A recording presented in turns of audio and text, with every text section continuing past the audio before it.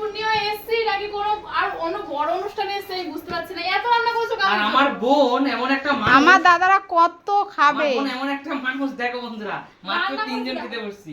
আরে দাদা কি আমরা কি আমরা মানুষ তো। আমরা কত খাই, এই দেখো কত এনেছো, ওখানে মাংসটা দেখো। মাংসের গাবলাটা পুরো গাবলা ভরা আছে মাংসে, দেখো আস্তে আস্তে বসে পুরো বসে মাংস খাবে, গাবলা এখন ভরা। রাতে খাবে। কি কি মেনু করেছে বোন দেখাচ্ছি।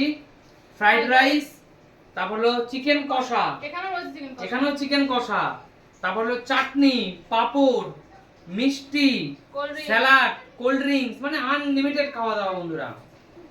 আর মানে বুঝতে পারছো যে বোন কিন্তু ওর সাধ্যমতো প্রচুর চেষ্টা করেছে, খুব আর সুন্দর করেছে। খুব সুন্দর আয়োজন করেছে। তো জমিয়ে খাওয়া দাওয়া করবো বোনের বাড়িতে। আর রাখি উৎসবটা দারুণ কাটছে আমার, তোমরা তো বুঝতেই পারছো তাই না। একদমই তাই।